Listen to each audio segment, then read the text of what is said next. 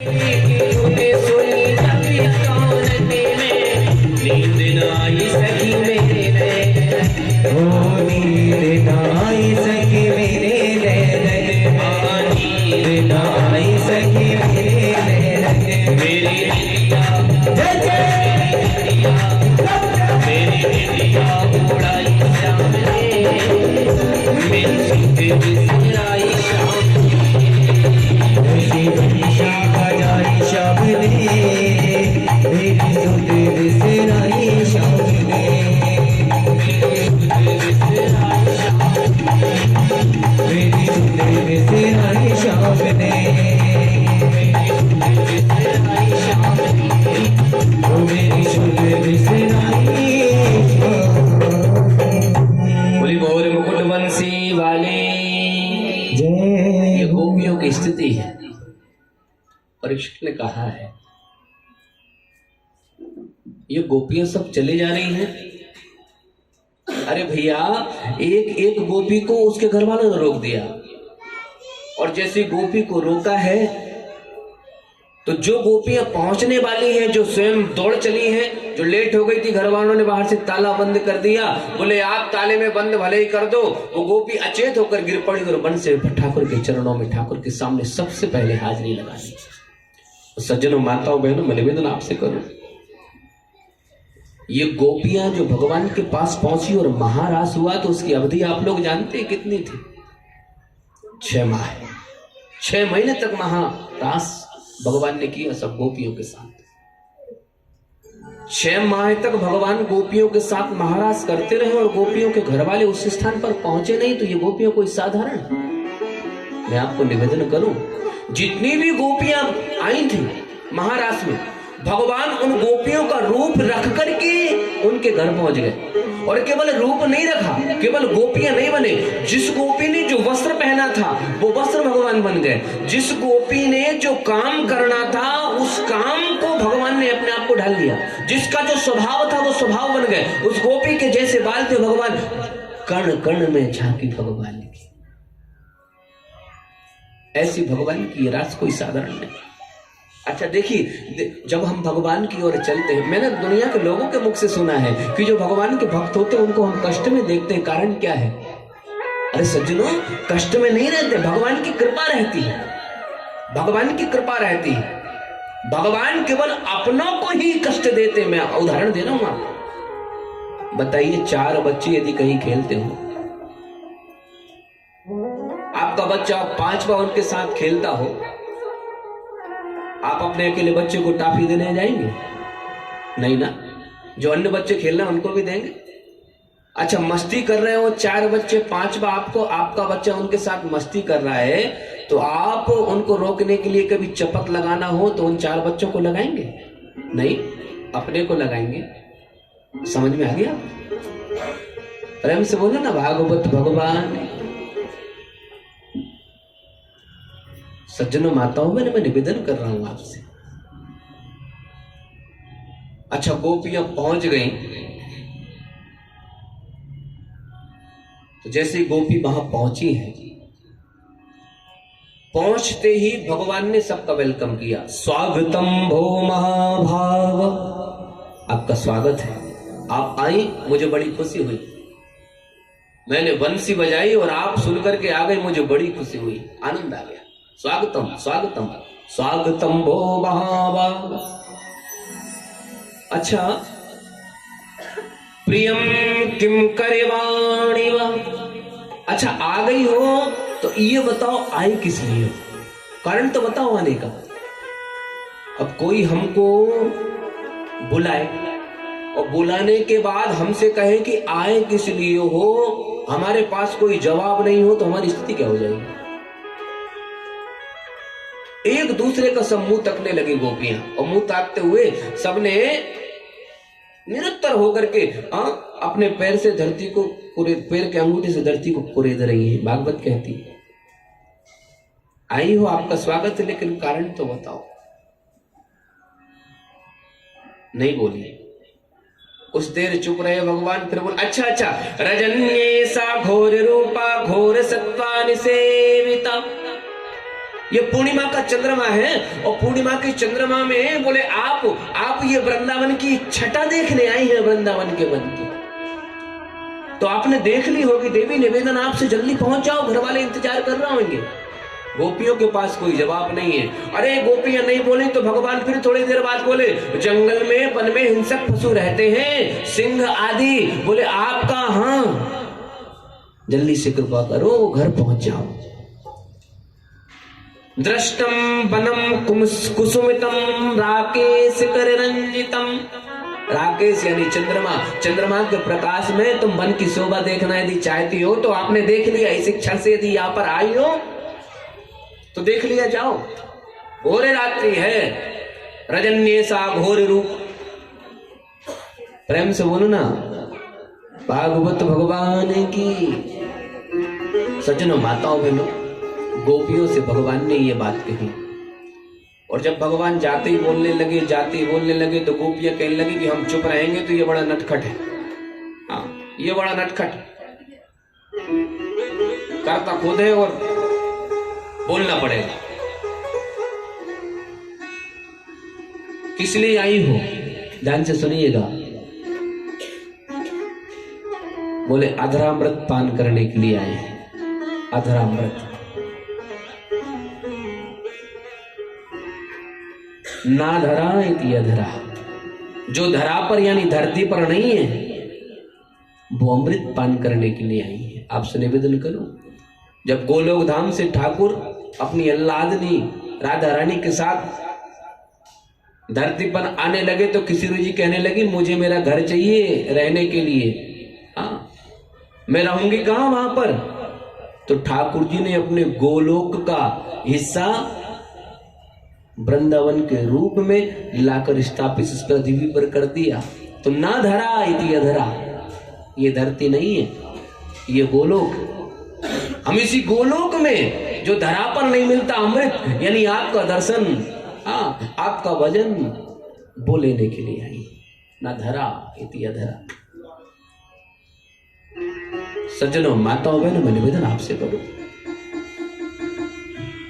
तीर्थों के गुरु है पुष्कर, तीर्थों के राजा हैं प्रयाग। प्रयागराज एक बार ब्रह्मा जी के पास पहुंच गए, ब्रह्मा जी को साथ मिली और भगवान के पास पहुंच गए। शिकायत करने लगे कि संसार के सारे तीर्थ बोले मुझे कर देने आते हैं, मैं प्रयाग तीर्थों का राजा हूं, ये छोटा सा वृंदावन नहीं आता, मेरा अपमान करता है। यदि राजा बनाया है, अपमान करवाना था तो राजा ना बनाते। भगवान कहने लगे भले आदमी, तुझे तीर्थों को राजा बनाया है, मेरे घर का राजा थोड़ी बनाया है। वृंदावन कोई तीर्थ नहीं है। सज्जनों माताओं पे तो निवेदन करूं, वृंदावन भगवान का घर है। ये वृंदावन की लीला ना जानो गुण को चीला, जामे गए ऋषि मुनि हार।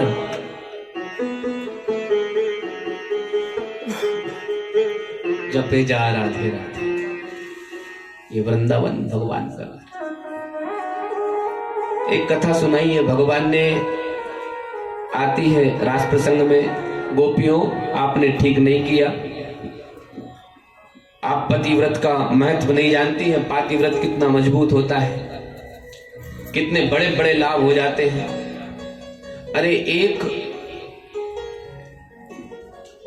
पतिव्रता थके आए हुए अपने पति को अपने गोदी में लेटाकर सिर रखकर उनका, और उनका सिर छोटा सा नन्हा सा बालक 1.5-2 वर्ष का होगा, वही खेल रहा था। वो अपने पति की सेवा कर रही थी सर चाप करते हुए। देखा कि उसका नन्हा सा बालक जहां चूल्हा ऐनी बनी जिसमें अग्नि जल रही उसके पास पहुंच गया, और कुछ देर बाद उसको ऐसा लग रहा है कि बालक इसमें गिर जाएगा अग्नि के कुंड में, चूल्हे में, और गिर करके ये अग्नि के द्वारा भस्म हो जाएगा। लेकिन दूसरे क्षण विचार आया कि मेरे पति थक कर आए हैं, मेरी गोद में इनका सर है, ये निद्रा मग्न हो गए हैं, यदि मैं उठूंगी बच्चे को बचाने के लिए तो निद्रा भंग हो जाएगी, मेरा पातिव्रत खंडित हो जाएगा। क्या करूं? ये विचार कर ही रही थी कि बालक उस चूल्हे में अग्निकुंड में गिर गया। उसके 1 घंटे बाद जब उसकी निद्रा भंग हुई तो जैसे ही पति गोदी से उठे, दौड़ते हुए अपने बालक की स्थिति जानने के लिए उस अग्निकुंड के पास पहुंची।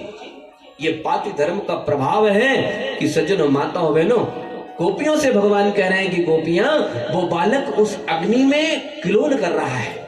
उसके पाति व्रत के प्रभाव के कारण उस बालक को अग्नि स्पर्श तक ना कर सकी। अग्नि का दाहत्व, फूल पुष्प की कोमलता उसके लिए बन गई है पतिव्रत का।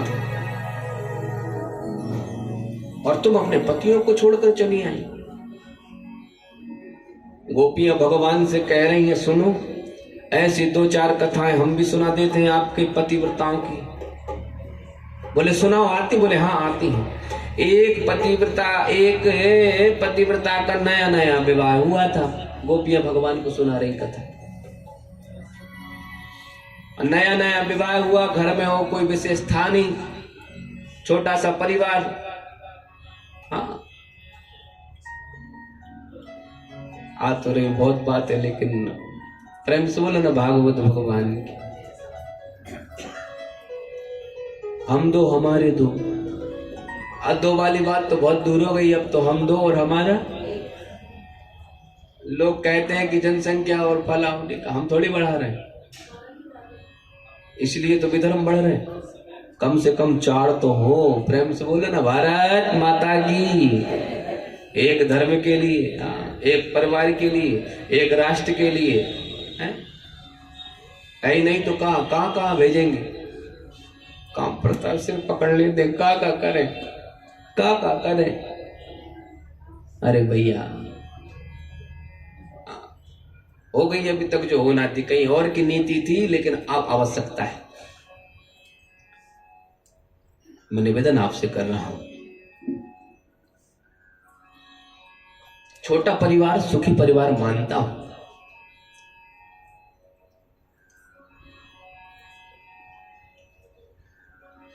लेकिन प्रेम, मानवता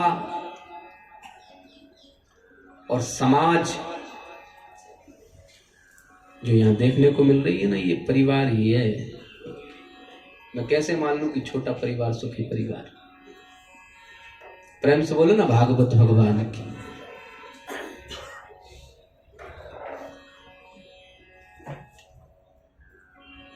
चर्चा करेंगे कभी आगे, कहने का बहुत मन कर रहा है इस विषय में, कभी कर लेंगे चर्चा। गोपियां कहने लगी भगवान से कि एक कथा हम भी सुनाए दे रहे हैं आपको। एक पतिव्रता का नया नया विवाह हुआ। विवाह में खर्च ज्यादा हो जाने के कारण पति देवता कहने लगे कि मुझे व्यापार के लिए बाहर जाना है। तो वो कहने लगी, आप चले जाओगे तो मेरा कौन रहेगा, मैं किसके सहारे जीऊंगी? बोले देखो देवी, जाना तो पड़ेगा, नहीं तो खाने के लाले पड़ेंगे। तो फिर एक काम करो, आप ये हमारी मूर्ति लो, आप हमारी मूर्ति ले लो। आप ये चाहते हो ना कि नया नया विवाह हुआ है तो हमारा पति धर्म बनता रहे, तो पति के पद पूजन करना है, पति को तिलक भी करना, पति की आरती करना है, तो हमारी ये मूर्ति ले लो। इस मूर्ति के आप पैर धुलाना, हाँ, इस मूर्ति को तिलक करना, इस मूर्ति की आरती करना, आपको पूरा की पूरा फल प्राप्त होगा। ऐसा सब बतला कर और चले गए। अब वो अंदर से लॉक कर लिया उसने, अपनी पति की सेवा करती कि मेरे पतिव्रत पति सेवा में कोई विघ्न ना आ जाए, कोई जबरदस्ती अंदर ना आ जाए, मेरे पति जो सेवा है वो खंडित हो जाए। अंदर से लॉक कर लिया। कई दिनों तक करती रही ऐसा। उसके पति का वहां काम पूरा हुआ। काम पूरा होने के बाद वो वापस आया।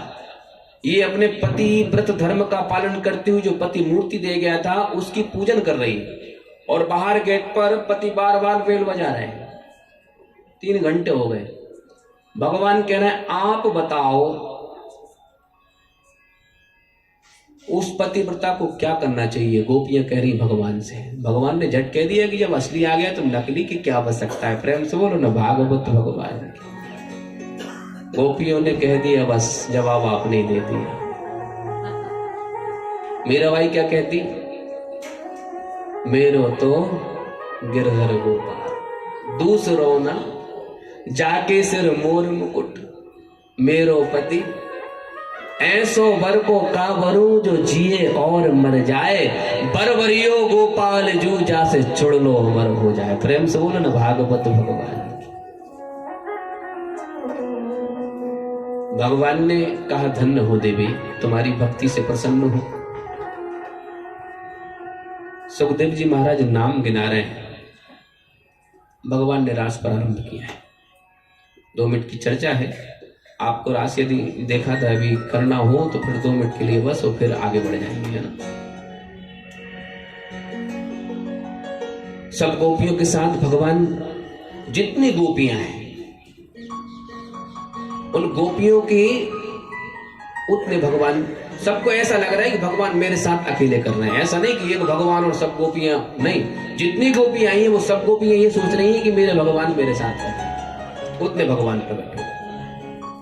अब नृत्य हो रहा है, रास चल रहा है, वहां पर रास करते करते करते करते हुआ क्या है, सज्जनों माताओं बहनों, मैं आपको निवेदन करूं, गोपियों को अभिमान हो गया, गोपियों को अभिमान हो गया। देखो भगवान का भी अपने बगैर काम नहीं चलता। आधी रात्रि में पूर्णिमा को इनको बंसी बजा करके हमारा नाम बुलाना पड़ा, हमको बुलाना पड़ा, तब जाकर ये, हमारे बगैर इनका काम नहीं चलता। सबको अभिमान हो गया, और जहां अभिमान वहां भगवान नहीं। अभिमान किसी प्रकार का हो, जहां काम तहां राम नहीं, जहां राम नहीं काम। अपने हृदय में पहले काम को बिठा लिया तो मेरा राम का आना बड़ा मुश्किल है। और जीवन में यदि राम बैठा है तो काम प्रवेश कर नहीं सकता। ये काम में जो आख्यान है, काम को अभिमान हो गया था कामदेव को। मैंने बड़े बड़े नारद को, ब्रह्मा को, बड़े बड़े ऋषियों को, विश्वामित्र जी कहते हैं कि 60,000 वर्ष तपस्या करी, मैंने कहा 5 मिनट में धरी धराई रह गई। 60,000 वर्ष की तपस्या, काम को अभिमान हो गया था, भगवान के पास आ गया। भगवान ने कहा तुझको खुली चुनौती, ये बता कहां करेगा। बोले देखो कमरों में, घर में, मकान में तो रोज करते हैं, युद्ध खुले मैदान में करेंगे। भगवान ने चुनौती देगी, द्वापर में अनेक अनेक विश्व सुंदरियों के बीच में अकेला रहूंगा, मुझे जीत के दिखा देना। काम को अभिमान हो गया था, काम के अभिमान को चूर करने के लिए भगवान ने रास। ये पंच प्राण है भागवत के महाराज, कोई साधारण कथा नहीं है। मैंने एक दो निवेदन किया था कि कहने वाला ब्रह्मराज और सुनने वाला विष्णुराज, भागवत वो है। गोपियां है कौन? जब भगवान वन में जाने लगे तो जितने भी ऋषि मुनि थे, सब ऋषि मुनि भगवान के सौंदर्य पर लालायित हो गए, अपनी तपस्या छोड़कर भगवान के पीछे लग गए। भगवान कहने लगे मर्यादा पुरुषोत्तम, अगली बार द्वापर में लीला पुरुषोत्तम, वो सब गोपियां, सब संत गोपियों का रूप धारण कर। सज्जनों माताओं बहनों, वेद मंत्र तक भगवान की पत्नियों का रूप धारण किए। मैं आपसे निवेदन कर रहा हूं, सबको अभिमान, एक को मान। अब मान किसको हुआ है? नाम तो बता रहे हैं कि सबको अभिमान हुआ, गोपियां जितनी थी, एक को मान हुआ है। अब मान किसको हुआ? सुखदेव जी नाम नहीं ले रहे। नाम क्यों नहीं ले रहे? अच्छा वो है कौन? तो पूर्वाचार्य कहते हैं, विद्वान कहते हैं, गुरुजी ने भी बताया कि जिसका नाम नहीं ले रहे हैं वो किशोरी जी है, राधा जी। भागवत जी में स्पष्ट रूप से एक भी जगह किशोरी जी का नाम नहीं आया। और विद्वान अपने विद्वत्ता के माध्यम से भागवत को बिगर राधा नाम के पूरा मानते नहीं है। हर श्लोक में, हर मंत्र में राधा जी का नाम है, लेकिन स्पष्ट रूप से राधा आया ही नहीं। क्यों? बोले राधा जी जो है वो भगवान सुखदेव जी की गुरु है, और इतने प्रेमी हैं अपने गुरु यानी किशोरी जी के सुखदेव जी, यदि गलती से भी कोई, यदि ये नहीं दूसरा भी यदि कोई इनके सामने राधा कह दे तो 6 महीने की समाधि लग जाती है। इसलिए बड़े संभल के बोल रहे हैं कि इसको 7 दिन में उद्धार करना परीक्षित का। और कहीं यदि एक बार नाम आ गया और समाधि लग गई तो इसका तो बेड़ा पार हो जाएगा। इसलिए कह रहे सबको अभिमान, एक को मान। अच्छा दूसरा, राधा जी है क्या सुखदेव जी के लिए? कोई साधारण चीज नहीं, वो चीज है, अरे भाई आप गृह प्रवेश करते हैं, मकान बनाया हो तो अपने आने वाले जो जिनको बुलाया, निमंत्रण दिया है, उनको एक एक चीज, ये बेडरूम, ये किचन, ये ड्राइंग, ये फलाना, ये ढिकाना रूम, सब रूम दिखाते हैं। अच्छा सही बताइए, तिजोरी दिखाने ले जाते हैं? नहीं ना। तिजोरी है सुखदेव जी के लिए, इसलिए नाम मिला। जब अभिमान हुआ तो भगवान अंतर ध्यान हो गए। यहाँ पर गोपी गीत गाया है, भगवान अंतर ध्यान हो गए। भागवत जी में 4 गीत हैं, गोपी गीत, युगल गीत, वेणु गीत और भ्रमर गीत। तो भगवान कभी समय देगा सब पर चर्चा करेंगे, है ना। भागवत जी के लिए, कथा के लिए बहुत सारा समय चाहिए। गीत गाए हैं। आगे चल के किशोर जी को भी मान हो गया कि देखो ये गोपियों के साथ में, तो भगवान वहां से अंतर ध्यान हो गए। तो ठाकुर जी ने सोचा, तो ये चल रहे थे, तो ये चलते चलते गोपियों से अलग किशोर जी के साथ गए ना, तो वो भी बैठ गई। बोले क्या? बोले हमको भी नहीं चला जाता। नहीं चला जाता मतलब? बोले थक गई, बहुत दौड़ लिया, क्या करें? बोले कंधे पे बिठाओ।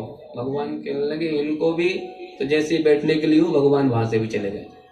गोपियां एक एक चीज से, हाँ प्रणय गीत यहाँ पर हुआ है। गोपियां भगवान के प्रेम में इतनी निमग्न हो जाती हैं कि एक गोपी भगवान बन जाती है और दूसरी गोपी की अभिनय, भगवान का अभिनय कर रही है। अपनी गंगरा परिया को उड़ाती है, चुनरी को, और ऊपर हाथ कर देती है, जाओ सब ब्रजवासियों मैं कृष्ण हूं। मैंने इतनी भगवान, स्वयं भगवान का रूप अपने आप को मान, इतनी निमग्न हो गई। रसो वैसा इति रासा, भगवान रस स्वरूप है, रसग्राही, रस स्वरूप, रसरूप है भगवान। अरे आप भगवान को पूजन करते हो ना, पूजन, तो पूजन में ये ब्राह्मण देवता पंडित जी आपको बोलते हैं कि पुष्पम समर्पयामि, बोलते हैं ना, हर चीज को समर्पयामि बोलते हैं। लेकिन जब देखना, आप जब नैवेद्य आपको कहते हैं भगवान को भोग लगाओ, तो भोग लगाओ के समय ये ब्राह्मण देवता क्या कहते हैं? नैवेद्यम निवेदयामि। निवेदयामि का मतलब क्या है? निवेदन करना। भगवान भी यही कह रहे हैं, तू अपने आप को मुझे निवेदित कर दे, निवेदित कर दे। हम निवेदित नहीं कर पाते। लोग कहते हैं ना, अरे आपने भगवान को भोग लगाया प्रेम से, और विश्वास दिला रहा हूं, प्रेम से भोग लगाइए। परमात्मा प्रेम का भूखा है, वो आपका भोग पाता है। हर व्यक्ति का भगवान भोग पाता है। आपको दिखता नहीं है ये जरूर है। अभी भगवान को भोग पवा के दिखाते हैं। प्रेम से बोलो ना, भागवत भगवान की। क्या है? क्या होती है पुष्प में? सुगंध होती है ना। अच्छा ये पुष्प आप इसको किसी तराजू पर रखिए, तौलिए, कितना होगा? 10 ग्राम, 20 ग्राम, 50 ग्राम मान लें, 50 ग्राम। अच्छा अब तोलेंगे, वजन कमेगा? खुशबू से वजन कम आए? नहीं ना। इसमें से मैंने कुछ ग्रहण तो किया ना, खुशबू ग्रहण करी नहीं करी? तो खुशबू के पहले 50 ग्राम था, और खुशबू के बाद यदि आप उसको तोलेंगे तब भी 50 ग्राम रहेगा। लेकिन इसमें इसका कुछ गया तो फिर वजन क्यों नहीं कमा? समझे नहीं? भगवान रसग्राही हैं, भगवान भावग्राही हैं। आप भगवान को भोग धरते हैं तो भगवान रस रूप में उसको प्राप्त कर लेते हैं, पा लेते हैं। आपको दिखता नहीं है, सो अलग बात है, कम ज्यादा नहीं होता, सो अलग बात। बोलो भागवत भगवान की। इसलिए फॉर्मेलिटी मत करा करो, फॉर्मेलिटी मत करा करो। ध्यान रखना, जो आपको सबसे अच्छा लगता हो, हाँ, जो शास्त्रों में विधि हो, वो भगवान को पवाना। भगवान को भी सर्दी जुकाम हो जाती है। कर्माबाई की कथा सुनी होगी आपने, हाँ, नरसी का भात सुना होगा आपने, हाँ? थाली भर के लाई खींचड़ो, प्रभु घी की बाट, जी में मारो शाम में, जीमा में बेटी जाटी। भगवान चल दिए हैं, और एक जगह किशोरी बैठी है, पीछे से आई हैं गोपियां, और आकर के फिर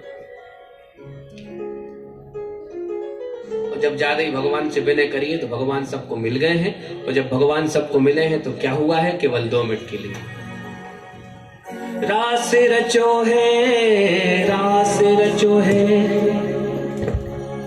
यमुना किनारे श्याम रास रचो है, रास रचो रास रचो है यमुना किनारे, कान्हा रास रचो है, रास रचो है जमुना किनारे श्याम रास रचो है, रास रचो है, रास रचो है यमुना किनारे, श्याम रास रचो है।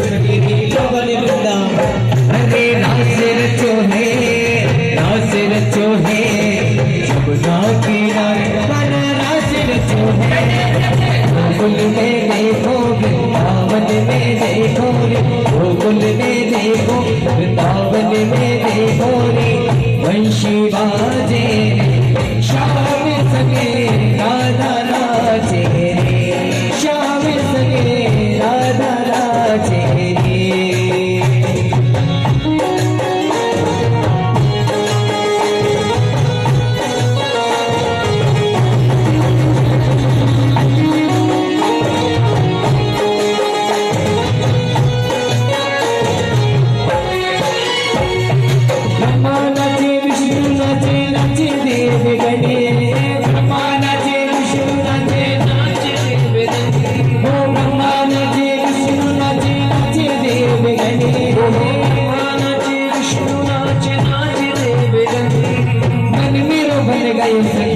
पवन वृंदावने मन मेरो बन गयो सखी पवन वृंदावन। अरे रास रचो है, रास रचो है यमुना किनारे, श्याम रास रचो है। अरे पाखड़ा हो खिड़ा, खिड़ा हो खिड़ा, अरे खिड़ा तो उड़ के जाना बाबा करे रे, बंगेड़ा तो उड़ के जाना बाबा करे रे। मारे कान्हा से मिलके कहना रास रचेंगे, मारे कान्हा से मिलके कहना रास रचेंगे। मैंने रोज शाम तेरा श्रृंगार किया है, रोज शाम तेरा श्रृंगार किया है, और प्यार किया है रे तुझे, प्यार किया है, प्यार किया है रे तुझे, प्यार किया है।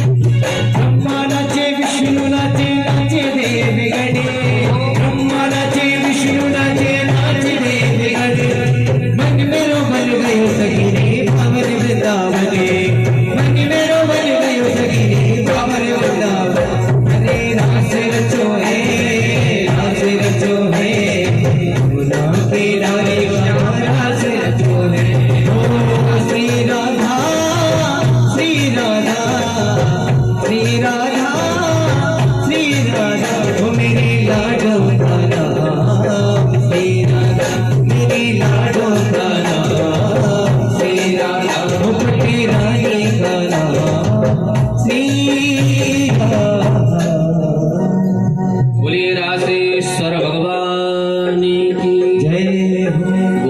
साथ सारे जगत पर परमात्मा कृपा करने के बाद अनेक अनेक प्रसंग श्री सुखदेव भगवान राजा परीक्षित को श्रवण करा रहे हैं।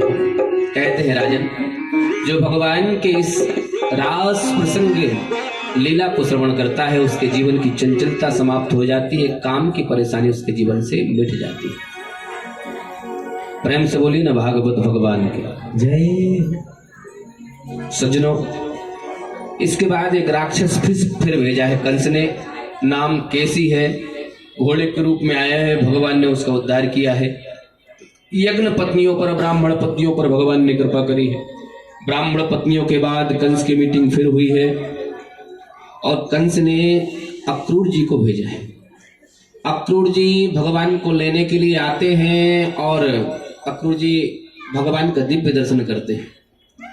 सज्जनों, माताओं बहनों, जब अक्रूर जी आकर के जैसे ही ब्रज में ये बात ब्रजवासियों को मालूम पड़ती है कि कल प्रातः काल कन्हैया ब्रज छोड़ करके और मथुरा के लिए प्रस्थान कर जाएंगे, सारे ब्रज के गोप वाले जो भगवत प्रेमी थे आकर के नंद महल में कृष्ण के दरबार में कृष्ण महल के सामने पूरी रात की भर जगते रहते हैं। देखते हैं कौन कृष्ण को यहां से ले जाता है। जैसे ही मैया भोजन करने के लिए बैठी और मैया को मालूम पड़ा कि प्रातः काल मेरा कान्हा चला जाएगा, ये अक्रूर लेने के लिए आया है, तो मैया का ग्रास छूट गया और मैया स्तब्ध अवस्था में बैठी। मैया के आंखों से अश्रु की धार बह चली, पनार निकल पड़ी। सारे गोप ग्वाल रात्रि भर प्रातः काल जैसे ही भगवान रथ में बैठे हैं, अक्रूर जी के बैठने को तैयार हुए हैं, रथ के सामने लेके जाने हैं। अक्रूर, यदि तुझे जाना है, इनको यदि ले जाना चाहता है तो हमारी देह के ऊपर, हमारी लाश के ऊपर से ब्रज गोपांगनाएं, ब्रज ग्वाले आज विधाता ब्रह्मा को गाली दे रहे हैं। अहो विधाता न क्वचित दया संयोज्य मैत्रा प्रणय देहिना। अरे विधाता है ब्रह्मा, तेरा ये स्वभाव कितना कठोर है, तू कितना वज्र हृदय है, कठोर हृदय है, पत्थर दिल है। तांश चाकृतार्थान विधुयन्य पार्थिकम। पहले तो कृष्ण जैसा प्रेमी देता है और फिर उस प्रेमी को हमसे बिछोह करवा देता है, बिछड़ा देता है। सारे ब्रजवासी ग्वालवाल रथ के सामने लेटे हुए ब्रह्मा को गाली दे रहे हैं। सज्जनों, माताओं बहनों, आपसे निवेदन करो, जैसे ही भगवान रथ में जैसे ही अपना पग रखते, पैर रखते, चलने को तैयार होते हैं, भगवान ने सबको समझाया है, कल छोड़ परसों आ जाऊंगा, परसों आ जाऊंगा। ब्रजवासियों के मन में भाव आया, किशोरी जी से कहा है कि जैसे मैं आगे नहीं जाऊंगा, किशोरी आप इन लोगों को समझाओ मेरी आगे की लीला कैसे संपन्न होगी। सज्जनों, माताओं बहनों, जैसे भगवान चलने के लिए तैयार हुए, मैया यशोदा को सुधी आई और यशोदा दौड़ी दौड़ी आई कि कोई रोको, कुछ नहीं। भगवान बलराम के सहित रथ से कूद पड़े, मैया के आंचल से चिपक गए। क्या हुआ मैया? अरे गोपाल बेटा को तू जा रहा है, आज किसी प्रमाण के कारण मालूम पड़ गया है कि ये देवी का पुत्र है। मैया कह रही है कि ये ठाकुर, एक गोपाल है कन्हैया, तू जा रहा है जा, लेकिन तेरे से करबद्ध एक प्रार्थना है कि देख, एक बार तूने जब मटकी को फोड़ दिया था ना, तो उस माटी की मटकी फोड़ने के कारण मैंने तुझे उखल से बांध दिया था। तू कहेगा कि कितनी कठोर यशोदा, कितनी कठोर थी यशोदा, एक माटी की मटकी के कारण मुझे बांध दिया।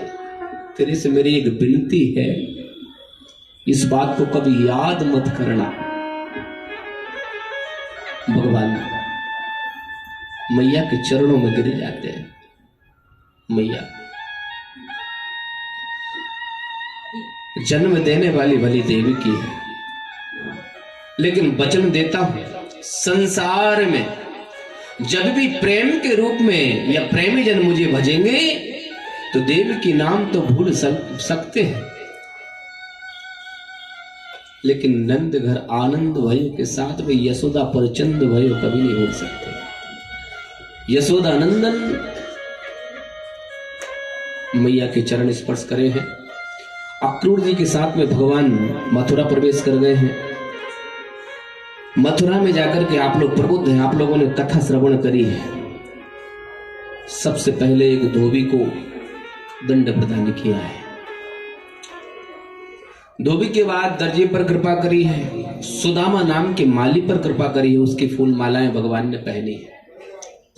कुब्जा पर कृपा करी है, उसका चंदन, और चंदन के बदले में तिवक्रा लोग कहते थे, कुबड़ी कहते थे। 3 जगह से कुबड़ निकली हुई थी।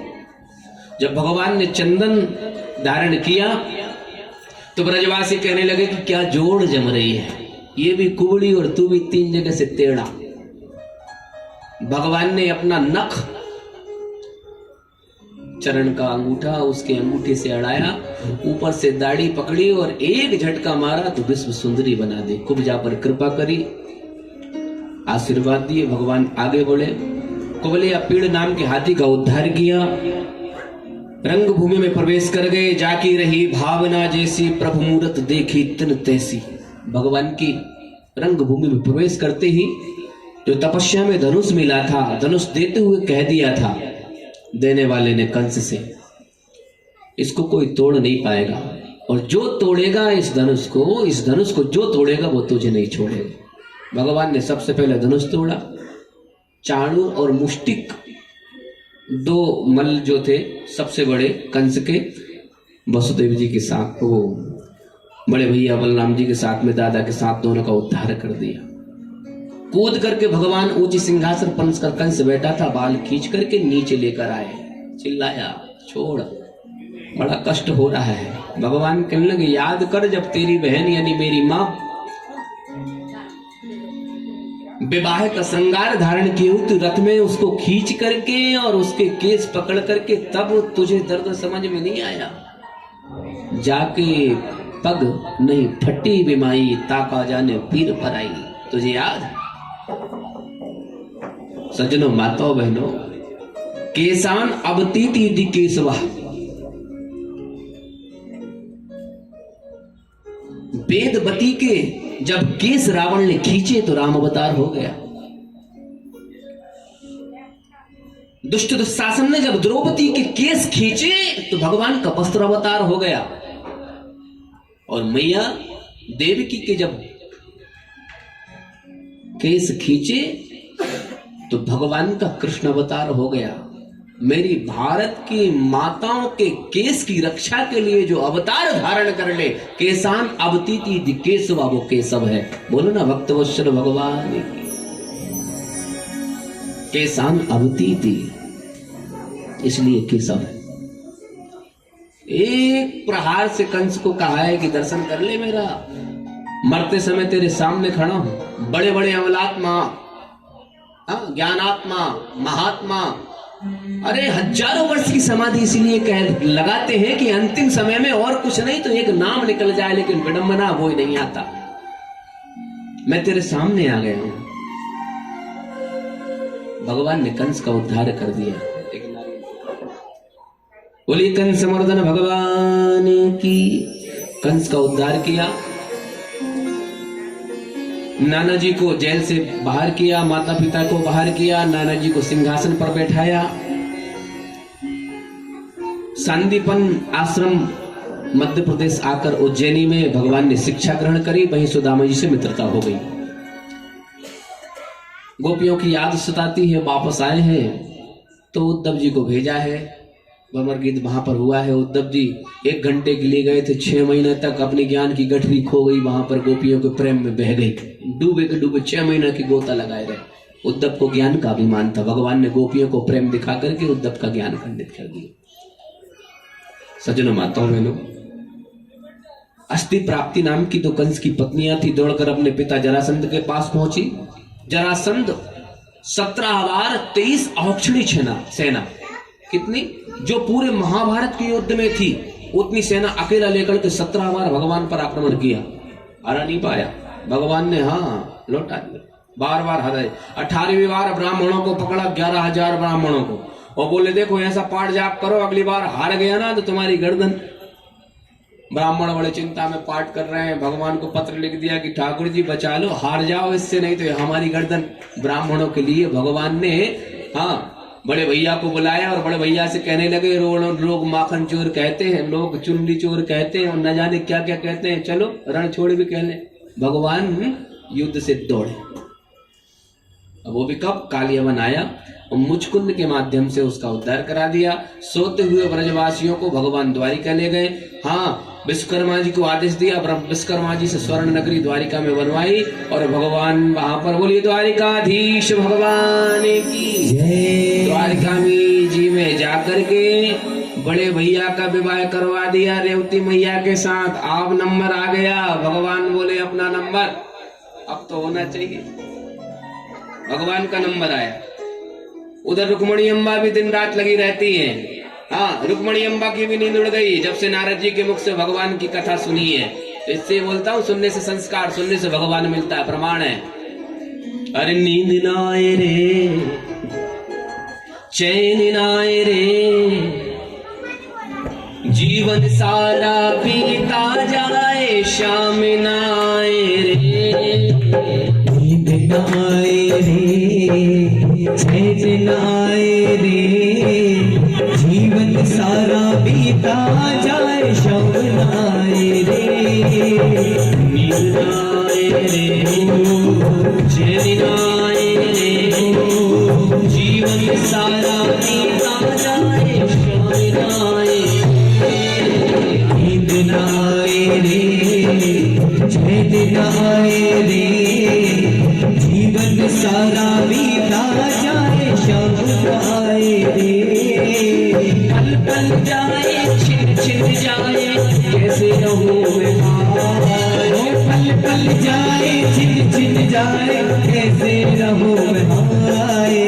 नींद ना आए रे, चैन ना आए रे, जीवन सारा बीता जाए, शाम ना आए रे। नींद ना आए रे, चैन ना आए रे, जीवन सारा बीता जाए, शाम ना आए रे। भीष्मक नाम के राजा, भीष्मक नाम के राजा राजसीद भीष्मको नाम विदर्भाधिपद्र महान, तस्य पंचा भवन पुत्रा कन्यका चावरानना। भीष्मक नाम के राजा, विदर्भ देश के, 5 पुत्र हैं, कन्या नहीं है। स्नान करने गए नदी में, पत्ते के ऊपर एक कन्या मिल गई, घर ले आए। प्रेम से बोलिए ना भागवत भगवान की। अब वो भी शादी है, वो तो शादी में हल्ला गुल्ला होता है। आप अपना काम करते रहो, वो अपना काम करते रहेंगे, हम अपना काम कर ही रहे हैं। बस 5 मिनट और है, इसके बाद अपने घर में पाला है, बड़ी हुई है। लक्ष्मी ने ही रुक्मणी का रूप धारण करके भीष्मक को सुख प्रदान किया है। एक समय अपने छत पर कंदुक खेल रही थी, कोई यक्ष जा रहा था। कंदुक खेलते हुए, गेंद खेलते हुए रुक्मणी अम्बा पर नजर पड़ी तो आकाशमान से गिर पड़ा नीचे। इतना सौंदर्य रुक्मणी अम्बा। युवावस्था को प्राप्त हुई। बड़ा भाई रुक्मी उद्दंड है, शिशुपाल, भगवान को गाली देने वाला, 99 गाली रोज नहीं देता था, भोजन नहीं पचता था। सज्जनों, माताओं, बहनों, इसके इनके भाई का मित्र था रुक्मी का, सोचा इसके साथ विवाह कर दूंगा। पिताजी चिंता में रहते, ये कहीं बिटिया है, दुष्ट है, शिशुपाल गड़बड़ कर देगा, क्या करूं क्या ना करूं। ये भगवान से प्रेम करने लगी। नारद जी के मुख से भगवान की कथा सुनकर के इनके मन में ये रहता, विडम्बना है, क्या करें। भाभी की सहायता ली, भाभी की सहायता से भाभी ने सलाह दी, ये ब्राह्मण देवता के हाथ पत्र लिख दो, भगवान प्रेम पत्र लिख दिया। आज थोड़ी पहले से लिखे जाते हैं, लव लेटर। रुक्मणी ने लिखा है ब्राह्मण देवता को। हमसे ज्यादा कथा तो अमरावती वाली रुक्मणी जी की जानते होंगे। प्रेम से बोलो ना भागवत भगवान की। हम भी इनके यहाँ जाते हैं कुंदनपुर, अभी फिर बुला रहे जाएंगे, 2 बार होके अभी तक आए। धन्य हो जाते हैं। ऐसे स्थान देखने को अभी मिलते हैं। मैं एक खिड़की लगी हुई बनी हुई अभी भी, जिससे भगवान रुक्मिणी अम्बा को लेके गए।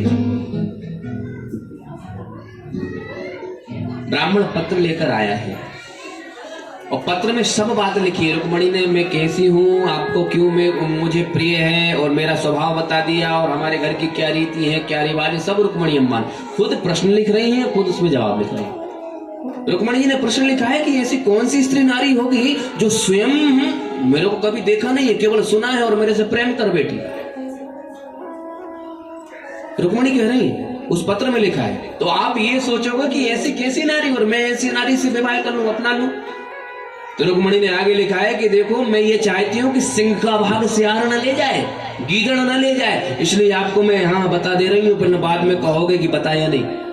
सब बता दिया। हमारे कुल की प्रथा है कि जब बिटिया का विवाह होता है तो भगवती अम्बा का पूजन करने के लिए जाते हैं। अब यहाँ पर वो मंत्र है, जिन बिटियाओं के विवाह में देर होती है वो भगवती ने प्रार्थना करी है। नमस्ये त्वाम्बिके भीक्षणम स्वसंतान युवाम शुभम भूयात पत्र में भगवान कृष्ण स्तुतिनिमोदिताम। ये भगवती ने, रुक्मिणी ने, भगवती अम्बा